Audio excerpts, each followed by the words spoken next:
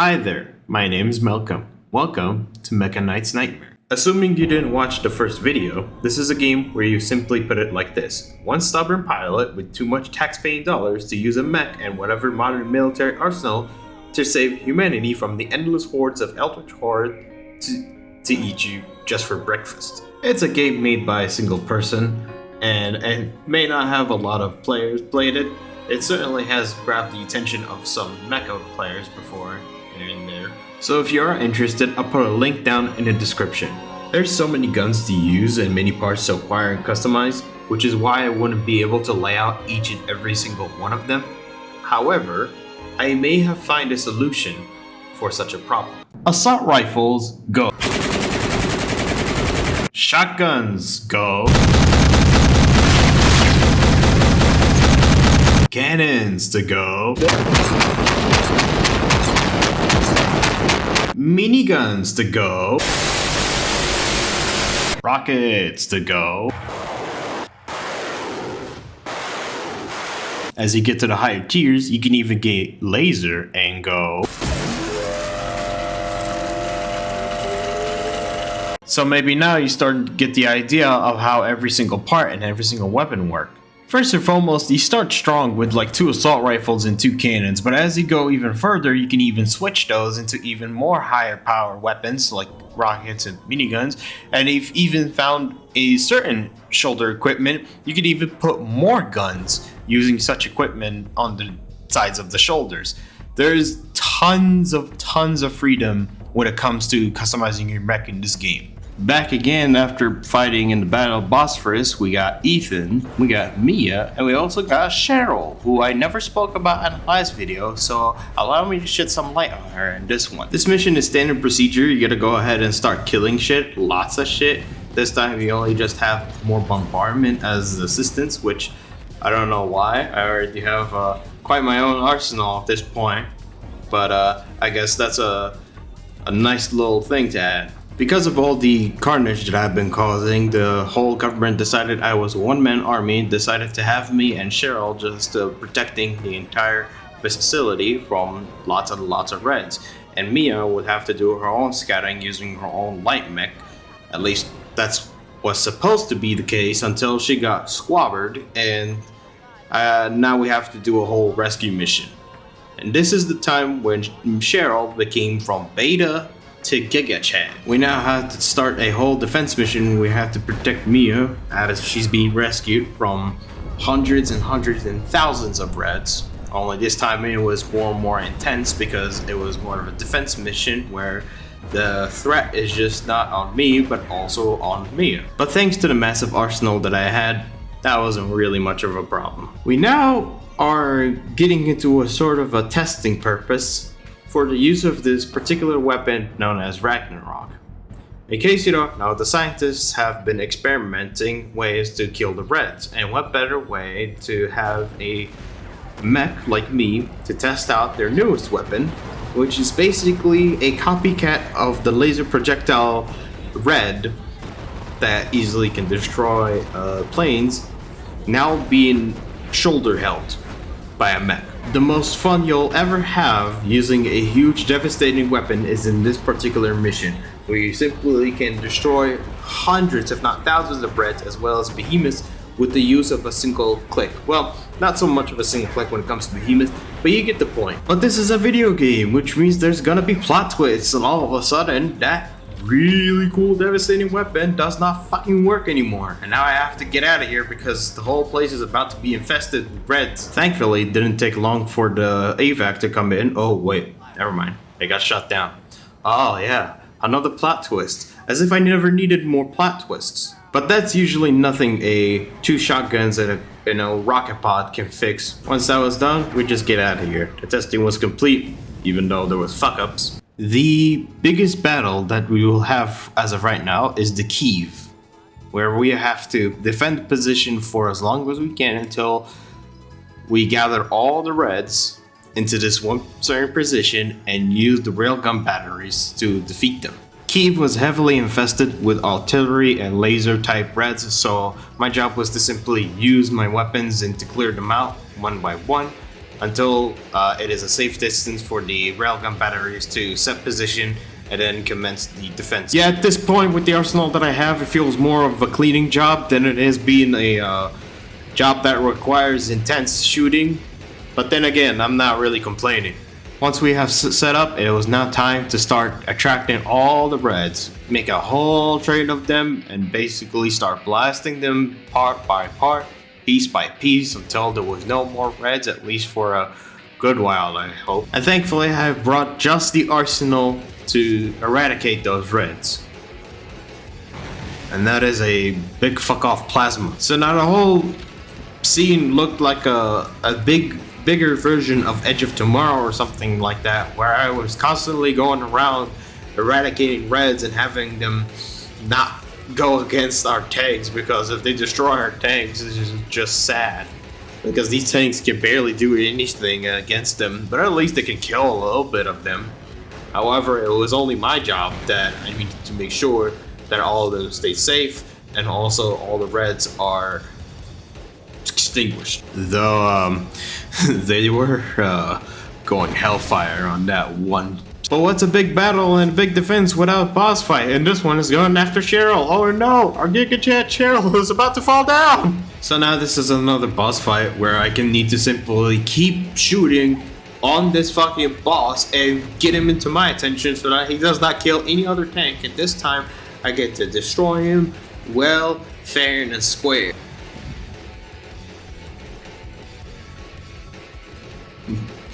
Bet you thought. Yep. This one boss fight ain't just a normal boss fight. It's got a second phase. And it's got all its health back again. Just so I can shoot it down easy. We have eliminated quite the number of reds and pretty much got the reinforcements we needed. And now we get to safely go home. It was all a large battle. And after Ethan delivering a whole ass speech, it was basically the end for Mega Knight's Nightmare. Before the DLC. Believe me when I say I was actually surprised when I heard that this game, despite, being made by a single person, was also planned to also have a DLC. That singular dev decided to make a whole new DLC, adding new content, new tiers of weapons and armor parts and all that. And there's 7 more missions alongside new raid maps. All of this just at a lower price than the base game. And this game is so fucking cheap. You should totally get it now at this point. I thought I would convince you after all this shit. Operation Ascalon is the mission, also the name of DLC, where you simply take your whole team into the Middle Eastern part of the war, in which you get to fight bigger, harder, and more tougher reds than before. They have certainly evolved, and the first thing that happened is that they decided to shoot a whole fucking glob of reds in front of me, already making this 10 times more fun. The reds now have little hives around the Middle East, and simply all you need to do is take them out using your normal traditional means of extreme firepower. Joining us in this epic crusade in the Middle East is Major Owen, who is the leader of the platoon for tanks and strikers, as well as Warren. Warren is a scientist, also a CIA analyst, also a spook, according to what they say. The whole mission and the first mission was simply the first one to ever excite me a little bit, because now I had more than just, killing reds to deal with. I also had to kill hives left and right, and also go do secondary objectives. This was actually a good time to talk about how good some missions do have secondary objectives that does not stray away fully from the main mission, and also benefit you in more loot, more money, and all that kind of stuff. It's a really, really nice change than just, one simple mission all the time. Starting the first mission and also completing it also gives you access to the tier 3 types of parts now. You will now have tier 3 weapons, tier 3 mech parts, tier 3 modules, and all that kind of stuff. And that's not even all. Doing a raid now gives you the option to start at tier 3, which means any kind of reds that you kill during the raid now gives you tier 3 parts. In case you don't know what a raid is, it's basically a survival mode where you kill waves after wave of reds, but each time the wave goes up, more loot comes around and more money to be made. This is a very good strategy to have and good mission to do when you're in so much need of money or maximizing your upgrades and all of that. Speaking of upgrades, there's now a whole section for upgrades called battle groups. The upgrades themselves got more stuff that you can also upgrade, that way you can spend more money on, but not only just that, you can also spend upgrades on your own battle group. This means you can take your small little puny tanks and turn them into fucking Goliaths of actual rail gun sized tanks. Well, not the exaggeration, but you get the point. You get to upgrade your own units that you go with on missions. Of course, you may never use them in raids, which kind of sucks, but at least it would look cool to upgrade your tanks and have them be much more better in the missions. They also do regenerate health and also have their health bars also show up if you also purchase those upgrades. You can also upgrade your friendly allied mechs, like Mia and Cheryl. You can also upgrade whatever arsenal they have. You can also upgrade the drop zones to have all the stuff that you need when it comes to energy, health, and ammo in the drop zone before you even have to call a helicopter. At this point, you're starting to realize that this game is about to be, much more fun. It's got all these kinds of content in it. It's not the type that's gonna give you like the Colombian kick, but it's gonna give you a light little boost to your mood and actually help you, lighten up and, enjoy killing a bunch of monsters. Even though these monsters can tear you to shreds very easily if you're not careful. Back into Operation Ascalon, our mission is to simply go ahead and continue throughout the road to find a secret location to use something called the Delphi radar, which, to put it simply, is a device that can emit large amounts of waves that will attract all the reds, and then we can use it to then destroy all the reds centered around one little spot. It's like, pulling and then running away because you pulled hard enough. We also had the mission of protecting our own convoy, which is why it's a good idea to have actually upgraded all your units, because the health of the convoy relies on the health of all your units. And also, whatever firepower they have would be just more damage for you to apply to the reds. Of course, you had more hives to take down, but we also had a couple new visitors deciding to show up. Remember those pesky little bombers that can, be grouped up and gather at you? Well, what if you gave them a full belly of more bombs, and now you give them like a funny looking Starship Troopers looking like monster? Well, then you get something like this, a full big belly bug that can destroy you to oblivion if you are in close contact with it, which is why it's a good thing I actually got one of the lasers to simply shoot it down from a distance without having to worry about it, and also the thermobaric nuclear launchers, because if you need to destroy a nuclear bomb, you can also destroy it with another nuclear bomb. And also, we have a new red type of energy that can instantly drain your own energy, which if you're running a energy build will fuck you up very easily if you stand too much in that, energy draining field. So it's a new thing to worry about, and they will keep spamming it no matter, which adds a new, more challenging thing, but it's not difficult as long as you know where it is and just shoot it down before it tries to drain more of your energy. 18 more of these bomber types and whatever the fuck they tried to send at us, and it's basically a mission complete for this particular mission. It was a really nice touch indeed. After a while, we have reached our target destination, which turned out to be incredibly infested with more reds. So our mission is to simply protect this place and clean it from all the reds until it gets fully cleaned up, and then we simply try and restore the power to its generators. During our defense, we noticed a new heat signature showing up. This time it was not a bomber, because if it was, it would have been easy to kill. This time it was a hive. A moving hive. A moving hive that can actually spawn not only reds but also shoot you down and also get close to you and wreck you to shreds. This was evolution at its finest now. So after defeating a couple of those, because the developer decided, hey, one is not enough, let's put 5. And then after that, we decided to enter the whole spot and destroy all of the hives and turret defenses of the Reds, simply to enter the spot and now have it fully secured. We entered the area of the Delphi radar to begin restoring the generators, and let me tell you, I don't know why we are going inside this place, but it feels like it's more fucked on the inside than it is on the outside. However, you don't hear me complaining about it. All I care about is we getting the Delphi radar generators running. So this is exactly what we do.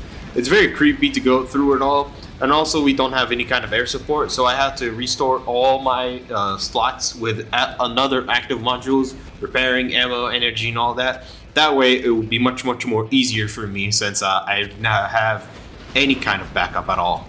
I began linking up Warren with the first generator so that we can get it up and running, and then immediately got jumped by a whole new bunch of range sets and all those kinds of freaky little shits. They just decided to jump me in the worst moment ever, and I hate the fucking dark. However, my lightning range I think was good enough to see through all of that, and my laser was good enough to penetrate through all of that, so it wasn't much of a big deal. The second terminal was the same as the first terminal. You know, wait a little bit, chill out, take a breather, and then prepare your left little click as soon as you see one single red just coming in, and you see them multiply by 30 or more. I then filled the glory hole the best way I know how to do it, and then continued on with the third generator. And then it was about time to get out, and as soon as I was literally heading out, I see the worst come to my mind. A boss battle forming up in the middle of all three. You know, kind of looked suspicious at first, but I never thought about it, and then it just hit me in the brain. I had to fight a whole new boss, just coming in the middle of the night without any sort of backup and using only my active modules, which was wasn't really much of a big deal, since thanks to all the heavy weaponry that I have and the big lasers. Now that the Delphi radar has basically been up and regenerated, it was now time to get out of here. We simply had to attract all the Reds and keep like pulling in more attention on the radar, until all of a sudden they decided, higher ups, to say, hey, we're gonna drop the bombs on you in the middle of all that, and also there's gonna be a sandstorm. So not only was I protecting the convoy, I was also defeating hives, and also more hives, and also doing a whole rescue mission. All of this in between a sandstorm, where my visibility was a little bit more fucked, and blood started mixing with the sand. The radar basically made interference with our command, and now all of a sudden we couldn't make communications anymore, so now we had to head to the docks in order to try and evacuate before they try and drop more big bombs in this spot. We also had to deal with more bomber types and more hives as on our way there to make sure my squad does not get torn to shreds by just one single bomb, as it was getting too close to comfort. And what would you know, after all of that, after all of that defense, the boss from the inside of that radar decided to show up again, so I had to put him down like a dog. After this mission, I decided to take a breather and look into my loadout again, until I realized that I actually unlocked not just one, but 2 of those Ragnaroks from that weapon test. So now I am an proud owner of the 2 Ragnaroks, as well as assault rifles with napalm grenades that make the whole scene look like Vietnam all over again. Man, do I want to go back there. See, when it comes to raids, pretty much all you're going to be doing is shooting Reds left and right, until you get more higher waves and more higher waves. One of these waves usually will have something like a big little boss that's usually a bit more evolved. Not as big as like the behemoths or the other bosses that you fight in the missions, but like something to like tense up the entire mission. What I did not mention was something else. You see, when you're in tier 3 of raids, you're basically at your fullest. And if you have everything upgraded, you can basically chill and keep doing raids for as long as you want, as long as you really like. What I will not mention is the fact that when you reach a certain wave, after 15, there's a high chance you receive what is called a nightmare wave. A nightmare wave is what happens when you take one Dark Souls boss and put 5 of that Dark Souls boss in the next in between. While it's not as exaggerated as you might think, I'm going to go ahead and tell you this right now. That one boss from the Battle of Kiev is now much more evolved and now has not just 1 or not just 2, but 5 more of his kind. Just all attacking you by yourself throughout the entire raid until you defeat them, that is. Not to mention, you also have to survive and kill them all, and also have to extract, because if you died during the raid, you lose everything. All the loot, all the money. It's like if you did nothing. So at this point, it becomes incredibly intense when you're just rolling and shooting and doing all that, and also trying to survive, and also calling all kinds of modules you will need in these against these fuckers. But it's so fucking satisfying. It's probably the maximum you can get with this game. Just like the Battle of Bosphorus, just time much more bigger, much more massive.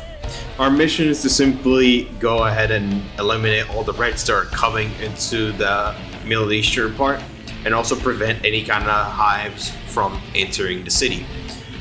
There's actually 3 that can enter. If the 3 did, that's basically failure. A good thing, I've never brought this up right now, but I did have a funny little plasma bomb launcher that can easily annihilate all of the reds, but it wouldn't do much damage in case of a big hive. It would do enough damage that lets me shoot my railgun, which does the highest damage on a single target. All of this while also having 2 big fuck off lasers to simply annihilate them in seconds. I was actually supposed to be using like the bombardments provided to me in this mission, but I've never really bothered to use it at all.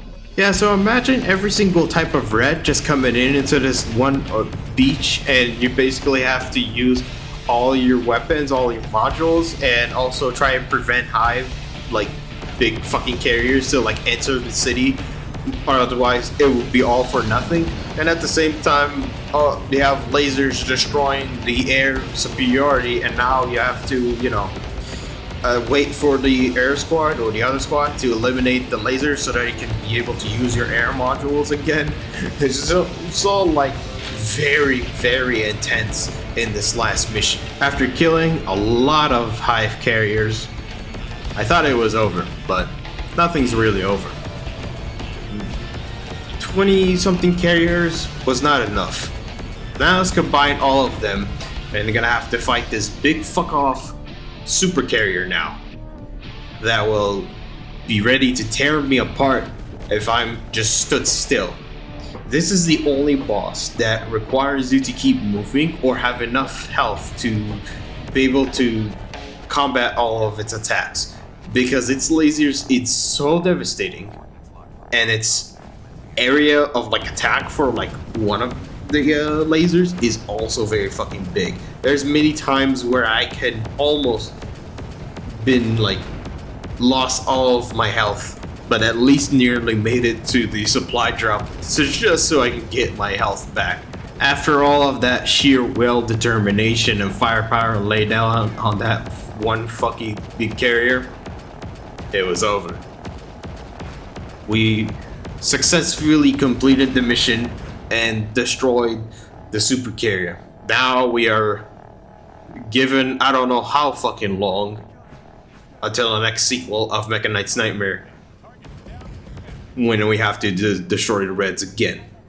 This game is probably one of the only games that I've actually had more amount of hours than any other, like, indie game, I would say, when it comes to its progression. It's probably the only one I actually come back to because of the many times I just like just shooting bunch of fucking Reds while also having so much customization capabilities. This is probably the only game that I've actually had before Armored Core showed up, and it was actually much more fun than, you know, any other mech game, because mech games are niche, and there's not a lot of them. But the fact that there's actually one person who decided to make a mech game against monsters was actually very cool.